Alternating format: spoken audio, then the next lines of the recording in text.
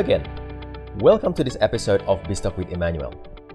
My guest in this episode came all the way from Switzerland. Dr. Claude Diderich is a strategy consultant specialized in design thinking-based business model innovation. He is the founder and managing director of innovate.d, a consulting boutique focused on innovation strategy and digital transformation advice for service firms. Prior to founding innovate.d in 2011, Claude worked in senior roles at Credit Suisse, UBS, Bank Julius Bär, and Deloitte Consulting. During his 20 years experience, he advised numerous firms on improving their profitability through creativity and innovation in a digital age. His work on business model innovation, strategy design and implementation, products and services development, business architecture optimization, and digital transformation. Claude holds a PhD and Master's in Computer Science Engineering from the Swiss Federal Institute of Technology in Lausanne, a Certificate of Advanced Studies in Strategy from the University of St. Gallen, and a Specialization Certificate in Design Thinking and Innovation from the Darden Business School, University of Virginia. He is a Certified New Product Development Professional, NPDP, and a Certified Project Management Professional, PMP. Claude is a member of the Strategic Management Society and serves as a member of the editorial review board of the Journal of Business Model. He's also recently published a book titled Design Thinking for Strategy, Innovating Towards Competitive Advantage, which become the basis of this interview. Let's welcome Dr. Claude Diderich.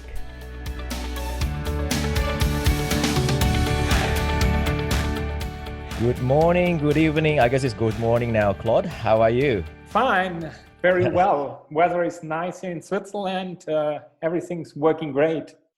That's awesome. And I guess it's one of the most exciting time in your career now that you've launched your book. Was it end of last year? Yeah, it was. It came out end of last year, and that's really always an exciting moment when your book comes out or after having worked for more than a year on the content. So it's really excited, and also now doing the promotion and the marketing of the book. It's really great to get the feedback also about what I wrote in the book and see how people take the topic and are interested in it. So you mentioned you've worked on this book for over a year. Now, most people said that 1 year usually contributed from 10 years experience or 15 years experience. In your case, how many years has that book been in the journey? Sort of, you're right. So basically the ideas behind the book, they evolved over the last 10 years. I worked as an independent consultant, but really the idea to write it down, to make a book about it, that came to me about 2.5 years ago, when I had a little bit more time to think about how I could write the insights I gained over the last 10 years in consulting and make them available in a book. Right. What really interests me about when I saw your book is you are very much all about strategy. Really, but the discussion about strategy is not new. But we see from time after time that the same organization that aggressively talk about strategy, they still fail in the end. Is this a case of a wrong strategy, or where people talking about strategy is not actually a strategy? What do you think about that? Very often people talk about strategy and they mean things all over the place, which very often are more related to strategy implementation than actually strategy. My interest basically in the topic is solving conceptual problems that companies are faced with. And by the way, that's what we call strategy. But for me, what was always more important is helping my customers solve specific problems, how to position themselves in the market, how to be successful, how to actually make money. And that lead me to these strategic thinking, as they are called in academics. So you mentioned about most big companies, when they talk about strategy, they are already talking about the implementation. So are there more steps before that conversation takes place? Yes, there should be more topics beforehand. the reason why many companies talk about strategy and mean strategy implementation, because that's much more hands-on and it's much easier to understand. But really, what companies need to do is take a step backwards and ask themselves the questions, how do I want to make money in the market, and why should customers come to me? And these, for me, are strategic questions you need to answer before you can actually go into implementation and ask yourself the question, which products do I have to launch? What should be the price of the product? How do I build my organization to support that sales, marketing, and production value chain? So is there such thing as the right approach to strategy? Are there many, just one, or what are some components or elements of good strategy? The easy answer is there's no one single solution that fits all businesses. From my perspective, it's very important if you talk about strategy, that's really what are your key competitive advantages that you have. And from the academic literature, there basically exist 4 dimensions along which you can build a strategy. You can build a strategy along knowing your customers better than your competitors do. But you can also build a strategy in inventing new things. And if you invent new things, usually you don't need to understand customers, because customers don't yet need that they will need your new invention. They don't really know yet. Yeah, they don't really know yet. And that gives a completely different strategy than if you say, yeah, I want to satisfy existing or potential customer needs. That, for me, very important on the strategic level when you start, is really to know into what direction to go. And then the third thing is, you have many companies that are good at execution, that have great capabilities, and their basic strategy is to follow whatever the market does, but do it in a superior way than competitors. And there again, that is a great strategy if you have those capabilities. And then finally, you have, especially if you're in commodity markets, you can have a strategy which basically is being the cheapest one, providing the best price. And there again, that's a very specific strategy, but that's not an innovative strategy, because if you do the cheapest way, you're not inventing new things. And for me, therefore, it's important if you talk about strategy, is really to know what is my internal DNA. Is my internal DNA understanding customers? Is my internal DNA inventing new things? Is my internal DNA producing stuff very effectively, high quality? Or is my DNA basically being the cheapest one? And that gives you an initial step in developing a sound strategy that will actually work. So how would organizations learn what are their DNAs? That's a really challenging question. And that's one of the reasons why strategy is challenging.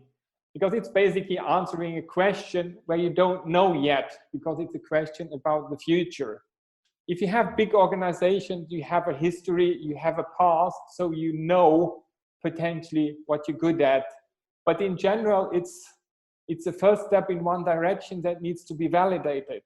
So you may think, yeah, I want to be customer-centric. And then the next step is to ask yourself the question, why should that be your DNA? Why is that the best approach for you? And then go to the market and talk to potential customers and find out whether you really understand them or whether you're on the wrong foot, in order to find out whether that is your DNA. So it's really a trial and error process in finding that initial direction, or more positively said, you need to experiment in order to find the direction your strategy has to go. Now, you've been known as one of the leaders in the design thinking landscape. Can you explain more what is design thinking and what does it got to do with strategy? First of all, thank you for calling me one of the leaders in design thinking. That's all nice to hear. For me, design thinking is a methodology, a tool, a framework to solve complex problems that you cannot solve with traditional linear problem-solving approaches. And for me, the key elements of design thinking is it's an iterative process. So you don't shoot for the moon at the beginning. You try to iterate, move towards the solution of your problem, or in this case, a strategy. The second important point in design thinking is it's customer centric. So you always put yourselves in the shoes of the customer when trying to answer questions. And the third important element is it's experiment prototyping based. So you try things out, you try to experiment, you try to find out what works and what doesn't work before moving to the next step. And with that approach, you iteratively get always better and better solutions up to a point where you say, now it's good enough to see that what I have developed is actually a viable solution of my problem, or is a viable strategy if my strategy is actually the problems I'm looking at. Right. So we've always been talking about strategy. The whole point of strategy is to know how to best reach out new customer. How's it different the way design thinkers think about customer than the traditional strategy definition? In the traditional strategy definitions, most often when you talk about customers, you talk about markets. So you take a top-down approach. I'm looking for the Chinese market, and that defines my customers, and then I'm developing a strategy that I believe will work for the Chinese market. But that's really a top-down approach, and very often misses what individual customers need. And that's really what design thinking, what makes strategy development in design thinking different from more traditional strategy development approaches that you learn in typical MBA programs these days. Right. You talk about strategic focus. Can you elaborate about that more? The strategic focus, that's basically the name I gave to what the company's DNA actually is. So that's really the initial direction into which to start when you develop a strategy. Because what I have found out with working with clients, starting the discussion is the hardest part. Once you have the discussion going on, it's running rather smoothly, but the question is really, where do I start and in what direction do I have to, or should I actually start? And this direction is what I'm calling the strategic focus, and that should result in becoming the DNA of the company. Do you have an example from past clients, or just based on your experience, how do organization engage in successfully having that discussion to identify their actual DNA, their actual strategic focus? I think the first question is, what do they believe is the actual DNA? And I had a very interesting discussion with a pension fund here in Switzerland, and they thought their DNA is actually serving their customers. So really offering the best pension fund service to their active members. And then when we had the discussions going on, what they found out that actually they're not looking that much at their customers, they're more looking at the regulatory framework they're offering to their customers and how they can exploit that regulatory framework in a different way than their competitors do it.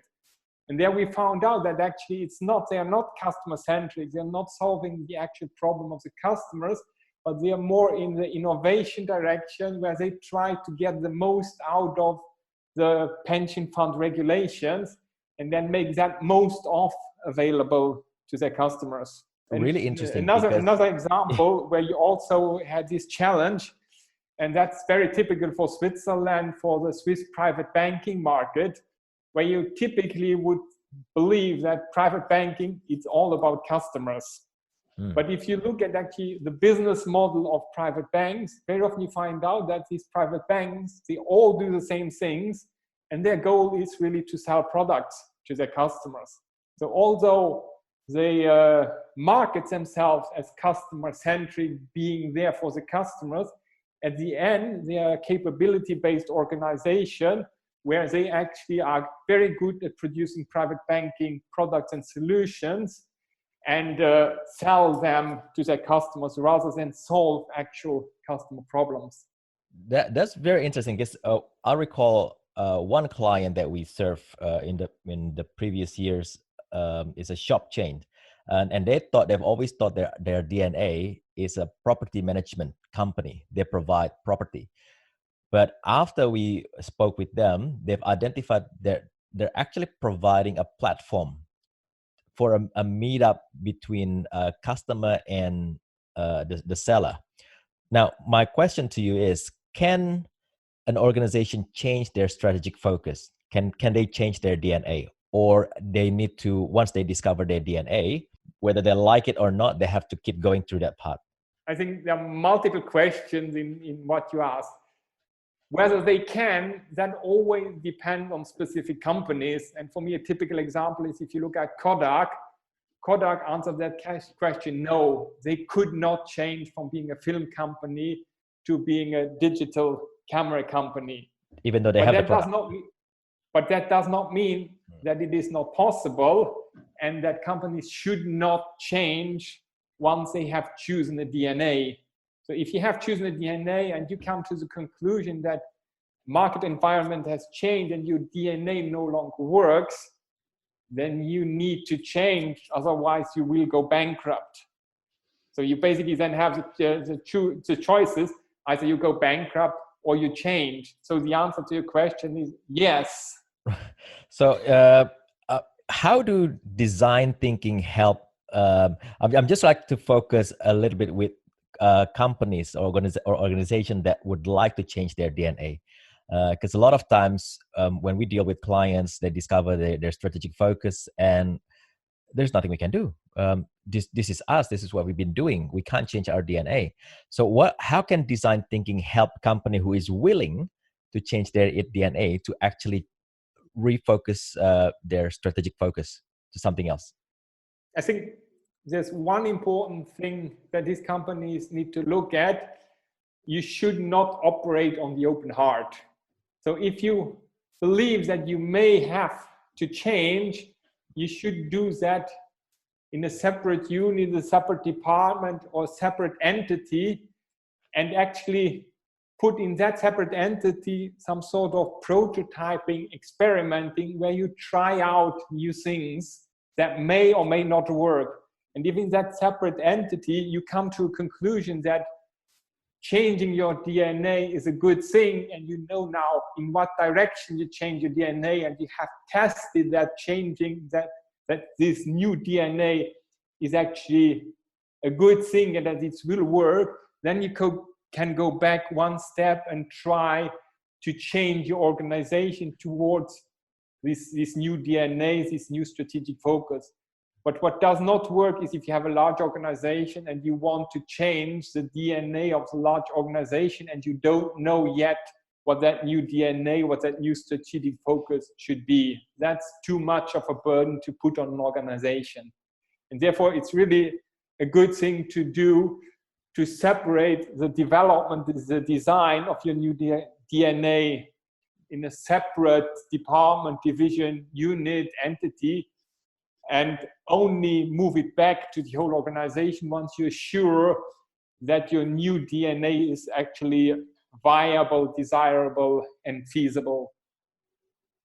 That's very interesting. One of the things that I noticed from your book is you put an emphasis on the validation stage of the entire process.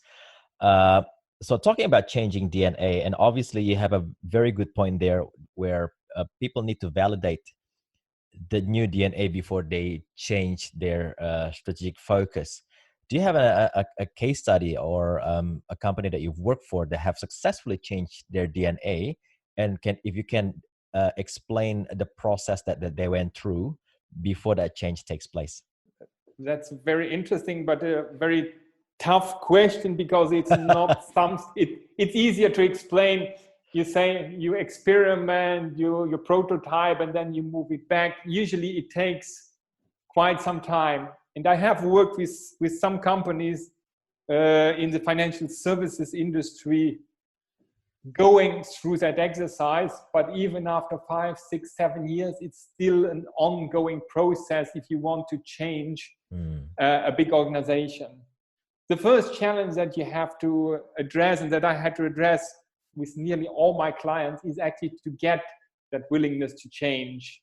Because it's very easy for senior management to say, we want to change or we have to change, but actually being willing to invest in finding out where to change is a real challenge. And that gives you a lot of back and forth and a lot of so-called political discussions, why it's really relevant to do these exercises. But once you have moved beyond that initial step of, yeah, we're willing to do it. I have had some companies where we actually set up a dedicated team in some sort of war room, which tried out various alternatives for new DNAs or new strategic focuses, and also try to make them practical, because telling somebody your new strategic focus is being customer centric, that's good, but it's very abstract. So while doing that initial design, you need to come up with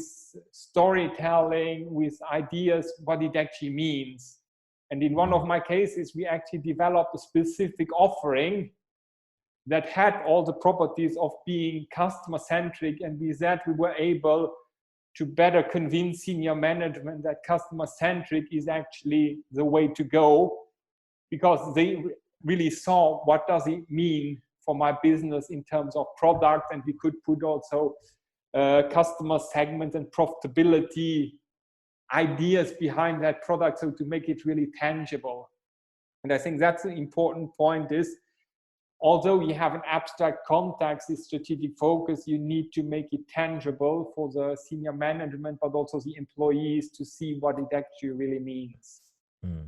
Cool. So we understand now that design thinking approaches help creating understanding the customer and creating value for the customer. So is that enough? Is that the whole story? What do you think about that? My experience has shown that, especially in recent days, the main focus has been, as you rightly say, on developing strategies that are desirable, viable, and feasible.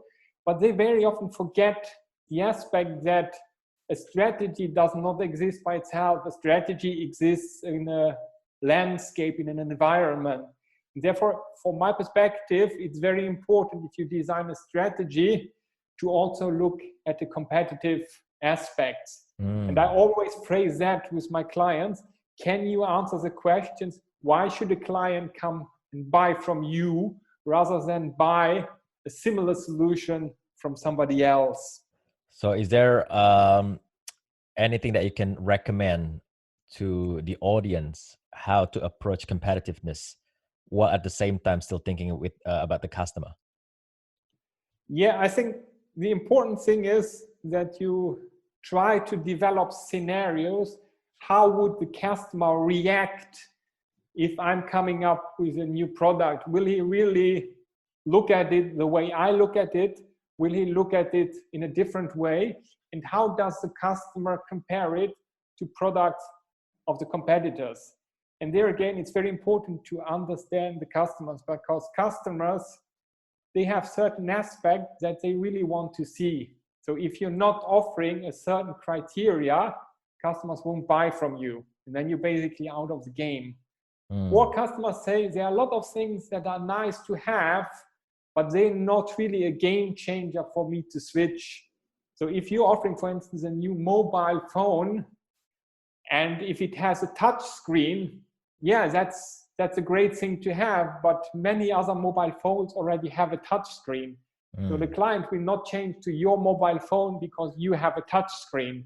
But if you don't have the touch screen, he will definitely not choose. So that's really a characteristic that you need to have to be able to compete, but it's insufficient in order to win. And it's important to look at your strategy and find out which are the elements I need to have in order to compete, and which are the elements that make me different from competitors. And I'm really saying here different and not better, Because if you're better, you're basically competing on the same thing. And if you want to have a lasting competitive advantage, you need to have something that your competitors do not have and that customers actually value. That's awesome. Claude, it's been a pleasure to actually to read your book. And it's one of the books that I actually enjoyed reading. A lot of the strategy book is very technical and very hard to read, but I find your book is quite light and quite easy to read. When is the next book coming? Are you planning a next book? I'm planning new ideas, and the new ideas I'm planning is elaborating much more on this competitiveness from a customer-centric perspective. But I don't yet have a deadline when and if I will write the next book. It's still ideas in the making. Should the audience expect...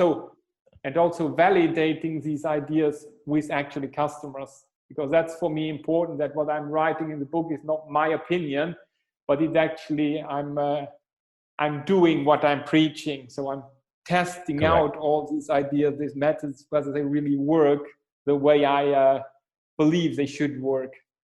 Correct. Yeah, validation is important. It's one of the things that I learned. It's critical to your business. And should we expect maybe in 2 years' time? Just giving you a timeline. Maybe. Awesome. That's good. Okay. So lastly, how do people get in touch with you? How do people find you?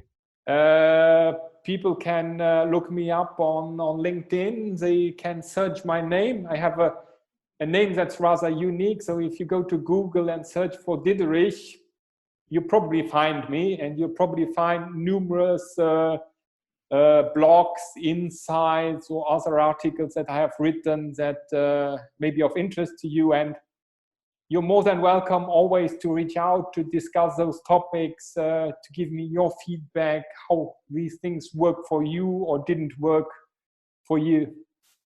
Awesome. Well, thanks so much for your time, Claude. And I hope the audience benefit a lot and learn a lot from this episode and from conversation with you. Thank you. Thank you, and thanks for having me. It was a great pleasure to have this discussion with you. It's always a pleasure. I'll see you again in the next episode. Yeah, you're welcome. Thanks for listening. I hope you enjoyed and find value from the discussion in this episode. Don't forget to leave some comment or write your review on iTunes. I'm really looking forward to hear what you think about this podcast. You can also leave your comment on my Facebook page, Biz Talk with Emmanuel. If you have any question about anything we discussed in this episode, feel free to send me a message using the button provided on the page. Until next time.